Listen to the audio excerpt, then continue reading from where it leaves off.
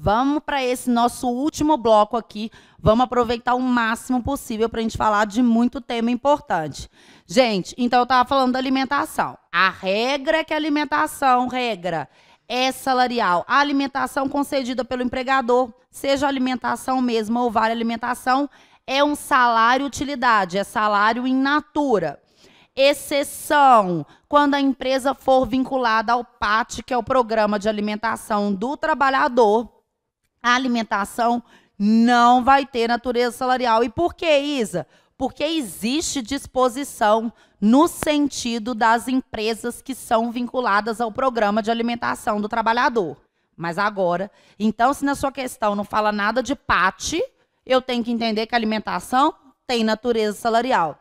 Se o seu exercício falou de PAT, de Programa de Alimentação do Trabalhador, não tem natureza salarial. Aí eu venho com mais uma coisa, que é a OJ 413. Gente, a OJ 413, ela traz a situação de quando, com contrato em andamento, a empresa resolve se vincular ao PAT. Então, vamos pensar na seguinte situação. Essa OJ 413, ela traz a situação de quando a empresa, com contrato em andamento, ela resolve se vincular ao PAT. Presta atenção. Então, eu tenho um empregado, deixa eu colocar aqui. Eu tenho um empregado que trabalhava durante 3 anos na empresa, recebendo alimentação. O vale alimentação ou alimentação mesmo. E o exercício não está falando que a empresa tinha nada de PAT. Se não fala, eu não posso subentender que a empresa participa do PAT. Se falou que o empregado trabalha na empresa há 3 anos recebendo vale alimentação, eu tenho que entender que ele se enquadra na regra. Essa alimentação é natureza salarial, não é isso? Só que falou que depois desses 3 anos, a empresa se vinculou ao PAT. Eu sei que quando a empresa se vincula ao PAT, a alimentação deixa de ter natureza salarial, mas é isso que vai cair na sua questão aberta. Gente, quando é o caso de uma empresa que ela estabelece por norma coletiva que a alimentação não vai ter natureza salarial, ou então ela se vincula ao PAT, aqueles empregados que estão com contrato em andamento e eles já tinham o benefício do vale alimentação, para esses empregados eu não vou poder retirar a natureza salarial. Então, presta atenção. Quando eu entro na empresa e tem alimentação, é salário-utilidade. Quando eu entro na empresa e essa empresa já é vinculada ao PAT, mesmo que eu receba vale alimentação, não tem natureza salarial. Quando eu entro numa empresa que fornece vale alimentação e depois de um tempo que eu estou nela com um contrato em andamento, essa empresa se vincula ao PAT ou faz uma norma coletiva que estabelece que a alimentação não tem natureza salarial, para mim, que estou ali naquela empresa, a alimentação vai continuar tendo natureza salarial, mesmo que no meio do contrato o meu empregador tenha se vinculado ao PAT. Por quê? Princípio da condição mais benéfica. Eu, Isadora, já recebia vale alimentação. E quando eu recebia na empresa, ela não era vinculada ao PAT. Então, aquela alimentação, para mim, ela é salarial. Mesmo que a empresa, durante o contrato de trabalho, ela faça a aderência ao Programa de Alimentação do Trabalhador, o PAT, para eu, Isadora, que já tinha um benefício, que já tinha condição mais benéfica, não vai valer, a minha alimentação vai continuar tendo natureza salarial. Mas, para os novos contratados, Isa, mas se foi alguém que foi contratado depois que vinculou ao PAT, se foi contratado depois que vinculou ao PAT, aí a alimentação não tem natureza salarial. Então, vocês percebem que vai coexistir na mesma empresa empregados que têm alimentação que tem caráter salarial, daquela época que não tinha o PAT, e vão ter empregados, os novos contratados após a alteração, que vão receber vale alimentação e não vai ter natureza salarial. O que eu tenho que entender é que se eu estava na empresa quando a alimentação era fornecida e por isso ela tinha caráter salarial, eu tenho direito a essa condição mais benéfica. Princípio da condição mais benéfica. Ficou claro para vocês? Ótimo. Vamos para a próxima, súmula 291 do TST. Vamos lá ver ela, gente? A supressão total ou parcial pelo empregador de serviço suplementar prestado com habitualidade durante pelo menos um ano assegura ao empregado o direito à indenização correspondente ao valor de um mês das horas suprimidas, total ou parcialmente, para cada ano ou fração igual ou superior a 6 meses de prestação de serviço acima da jornada normal. O cálculo observará a média das horas suplementares nos últimos 12 meses anteriores à mudança, multiplicada pelo valor da hora extra do dia da supressão. Gente, essa súmula 291, ela já caiu em primeira etapa da OAB de trabalho e ela é candidata fortíssima para cair aí na nossa segunda etapa. Vamos entender o que é que ela quer dizer. Vem comigo, gente. Olha, quando eu falo de hora extra, fica claro para a gente que hora extra, a primeira coisa que tem que vir na minha cabeça é que hora extra é um salário condição. Isso eu estou querendo dizer que o pagamento de hora extra, ele é condicionado ao fato de eu fazer hora extra. Não é tranquilo isso? Se eu faço hora extra, eu recebo hora extra. Se eu não faço hora extra, eu não recebo hora extra. Então, a primeira coisa que tem que ficar na cabeça de vocês e que você tem que escrever é que a hora extra é um salário condição, tá bom? Então, só vai ser paga hora extra quando eu fizer hora extra. Só que acontece o seguinte, a súmula 291, ela traz o seguinte regramento. Quando um empregador, ele submete um empregado a período superior a um ano de horas habitualmente prestadas, não é de vez em quando, não. Essas questões de habituais, gente, elas são muito importantes na hora de você fazer a interpretação do exercício, tá? Da questão. A súmula 291, ela traz o seguinte: quando o empregado, ele trabalha um ano, mais de um ano, aí aqui igual ou mais, tá, gente? Um ano ou mais fazendo hora extra habitualmente, e o empregador resolve suprimir total ou parcialmente essas horas extras, o empregado vai ter direito à indenização que está prevista na súmula 291. Então, presta atenção, gente. O que a súmula 291 fala? Quando o empregado faz um ano ou mais fazendo hora extra habitualmente, não é de vez em quando que ele faz hora extra, não. É habitualmente. Um ano ou mais fazendo habitualmente hora extra. E aí, o empregador resolve suprimir total ou parcialmente essas horas extras, o empregado tem direito a uma indenização. Eu falei que se isso acontecer, o empregado vai ter direito a receber hora extra para o resto da vida? Não. Eu falei que se ele fizer hora extra habitualmente por um ano ou mais e o empregador suprimir total ou parcialmente, ele vai ter direito ao recebimento de uma indenização, que é a da súmula 291 do TST. Vou dar um exemplo e vocês vão entender.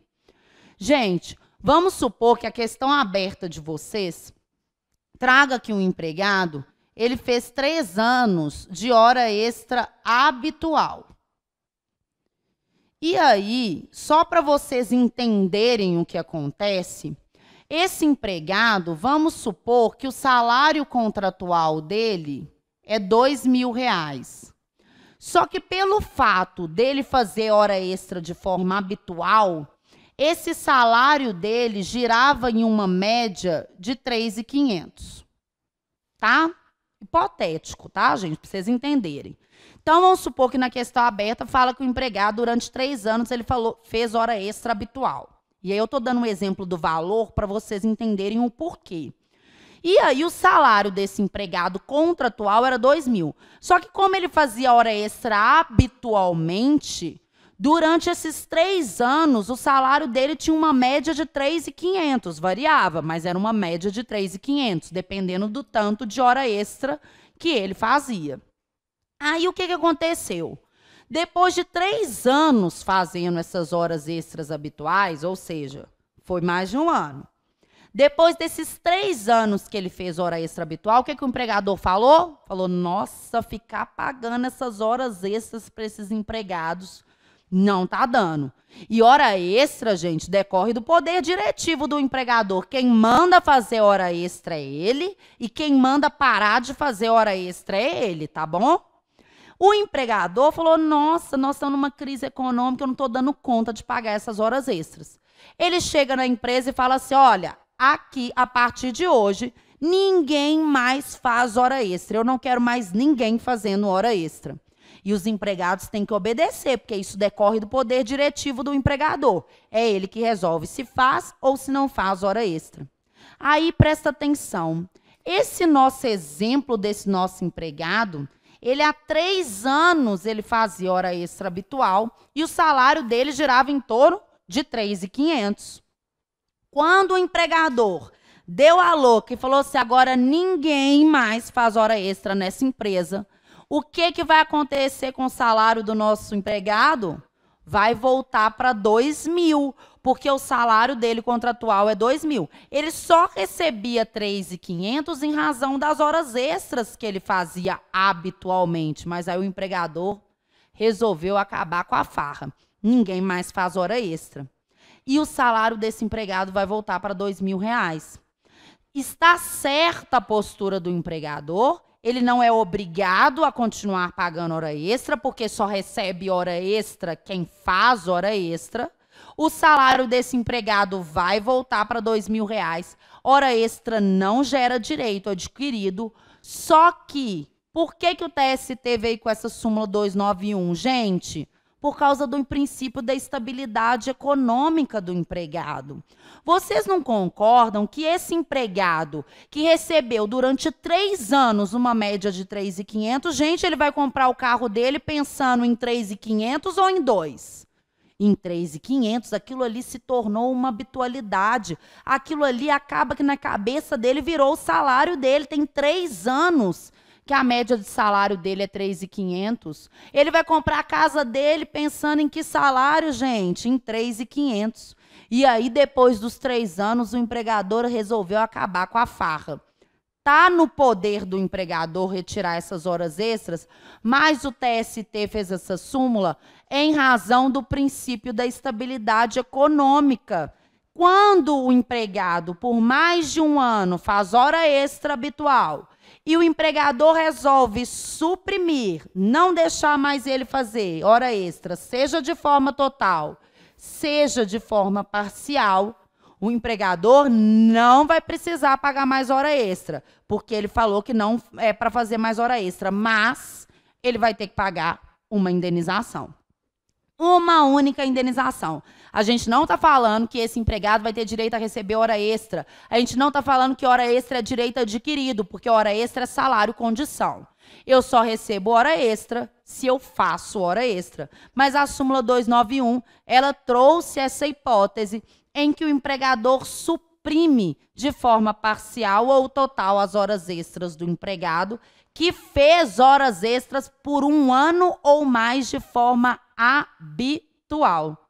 Aí, o empregador vai ter que pagar uma indenização, que essa indenização da súmula 291 não preocupa, porque ela traz como a forma do cálculo é feita, mas a OAB não vai te cobrar o cálculo, gente. Ela quer saber se você vai entender quando essa indenização é devida e quando essa indenização não é devida. Ficou claro isso para vocês, gente? Beleza. Vamos para o nosso próximo tópico. Vamos lá. Súmula 248 e súmula 289 do TST. A reclassificação ou a descaracterização da insalubridade por ato da autoridade competente repercute na satisfação do respectivo adicional, sem ofensa a direito adquirido ou a princípio da irredutibilidade salarial. Súmula 289. O simples fornecimento do aparelho de proteção pelo empregador não o exime do pagamento do adicional de insalubridade. Cabe-lhe tomar as medidas que conduzam à diminuição ou eliminação da nocividade, entre as quais as relativas ao uso efetivo do equipamento pelo empregado. Vamos falar aqui, gente, desse adicional de insalubridade? Vem aqui comigo. Olha, quando eu falo de adicional de insalubridade, a gente sabe que ele é devido àqueles empregados que estão expostos à condição ou atividade que traz risco à saúde deles. Então, quando eu falo de adicional de insalubridade, o empregado está exposto à condição que traz risco à saúde dele. Só que a primeira coisa que vocês têm que entender é que não basta eu estar submetido a uma condição ou uma atividade que traz risco à minha saúde. Quem tem que classificar essas atividades é o Ministério do Trabalho, que no caso do adicional de insalubridade é na NR 15. O Ministério do Trabalho que vai dizer quais são essas condições, quais são essas atividades que trazem risco à saúde do empregado. E aí, gente, tem que ficar claro para vocês que o Ministério do Trabalho, ele é o responsável por colocar essas condições na norma regulamentar e ele é responsável também por retirar. Se o Ministério do Trabalho amanhã entende que uma condição, uma atividade que está elencada como condição insalubre, não traz risco à saúde do empregado, ele retira aquela condição da norma regulamentar. E o que tem que ficar claro para a gente é que se ele retirou, aqueles empregados que recebiam pelo fato daquela condição que estava presente na norma regulamentar, não vão ter mais direito ao adicional de insalubridade. O adicional de insalubridade ele só vai ser devido enquanto estiver elencado como atividade ou condição que traz risco à saúde do empregado. Se o Ministério do Trabalho resolve retirar essa condição, não é direito adquirido, gente. Apesar daquele empregado ter recebido durante anos o adicional de insalubridade, hoje o Ministério do Trabalho entende que ela não traz mais risco à saúde. E quando ele retira essa condição da norma regulamentar, o empregado não vai ter mais direito. Por quê? Porque o adicional de insalubridade não gera direito adquirido. E quando eu retiro essa condição da norma regulamentar, o empregado não vai ter mais direito de receber o adicional. O adicional de insalubridade também é um salário condição. Eu só tenho direito a receber o adicional de insalubridade enquanto a condição insalubre ou a atividade estiver regulamentada pelo Ministério do Trabalho. A partir do momento que ele retirou, eu não tenho mais direito. Isso não fere o princípio da irredutibilidade salarial. E por quê? Porque o adicional de insalubridade, assim como a hora extra, é um salário condição. É isso que a súmula 248 fala com a gente. Ok, gente? E a súmula 289, ela traz a informação importante quanto ao fornecimento do aparelho de proteção pelo empregador. Não o exime do pagamento do adicional de insalubridade. Gente, é o seguinte, quando eu falo de adicional de insalubridade, falo de EPI, equipamento de proteção individual, eu tenho que ter na minha cabeça que o simples fornecimento do equipamento não retira o direito do empregado à percepção do adicional. Para que o fornecimento do equipamento retire o direito do empregado à percepção do adicional, aquele equipamento ele tem que eliminar o risco. E mais, além de eliminar o risco, o empregador ele tem que comprovar, ele tem que fiscalizar o uso desse equipamento. Por quê? Não adianta eu fornecer um equipamento que elimina o risco se ele nunca é usado pelos empregados da empresa. Vocês já viram que às vezes a gente vê em construção civil e em empresas que exigem equipamento de proteção em frigorífico, em supermercado, lá na parte de dentro onde são manuseados os alimentos, que as pessoas não usam o equipamento de proteção, os empregados não gostam de usar equipamento de proteção.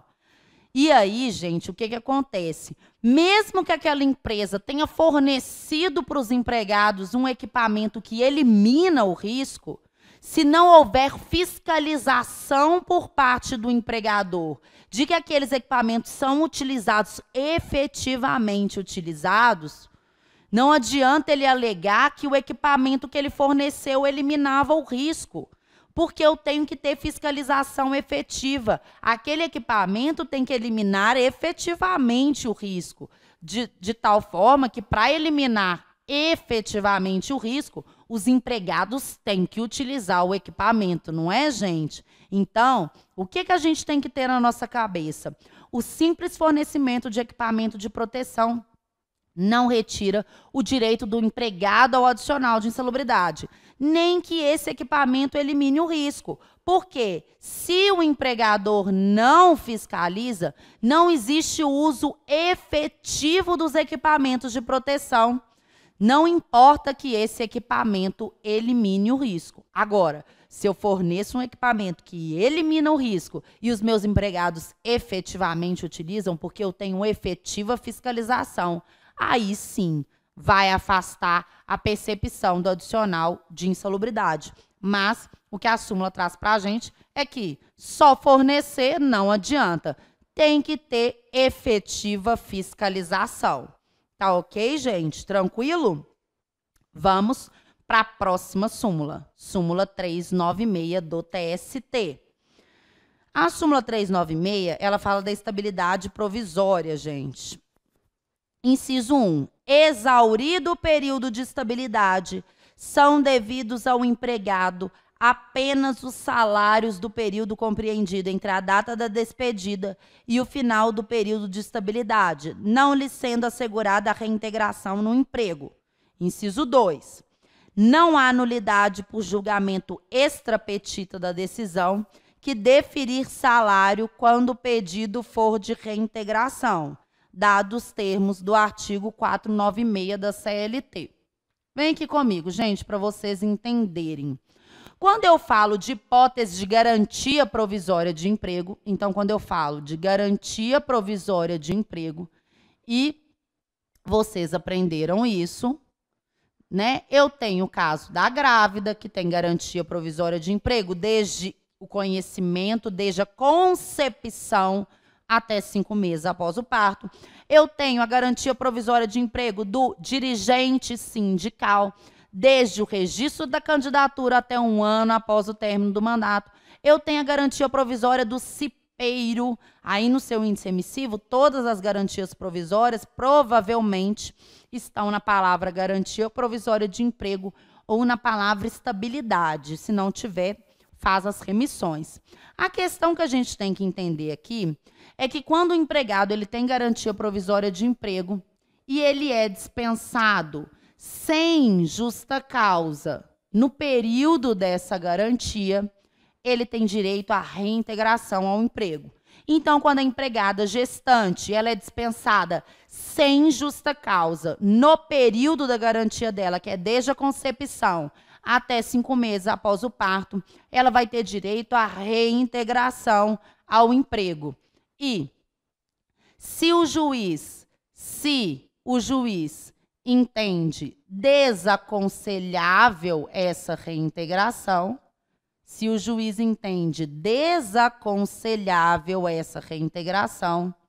ele vai poder pedir o pagamento da indenização do artigo 496, ok?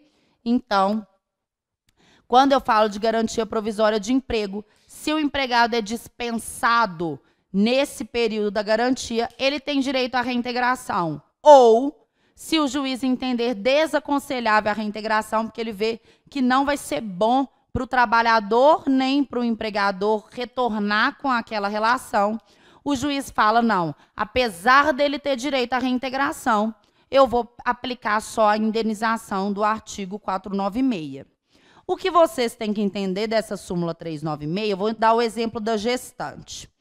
Vamos supor que eu tenho uma gestante aqui e a gente sabe que ela tem a garantia desde a concepção até 5 meses após o parto. Aí eu vou colocar aqui, 5 meses após o parto. Então, o período de garantia da gestante é esse, desde a concepção até 5 meses após o parto. Se ela é dispensada dentro desse período, ela vai ter direito à reintegração, ou, se o juiz entender desaconselhável que ela retorne, ela tem direito à indenização.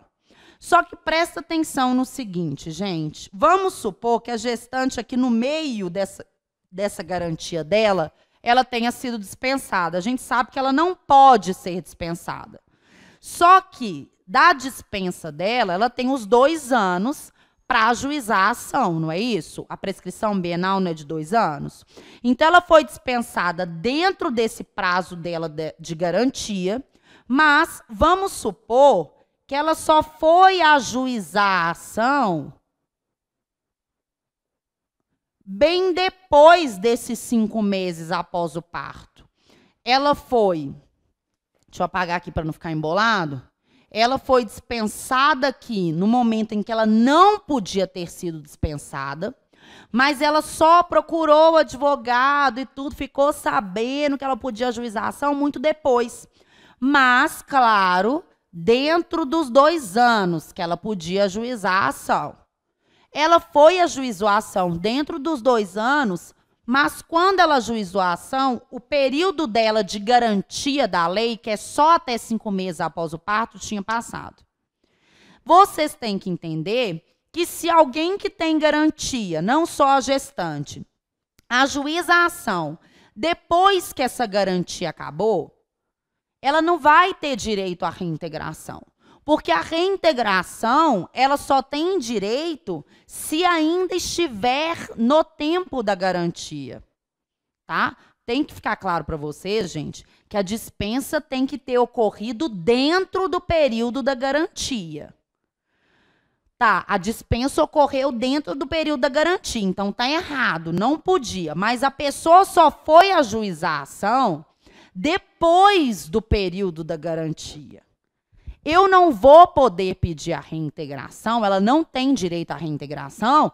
Por quê? Porque o tempo de garantia dela já acabou. Mas aqui, vocês não concordam que o fato de que mandou ela embora no tempo errado ainda existe?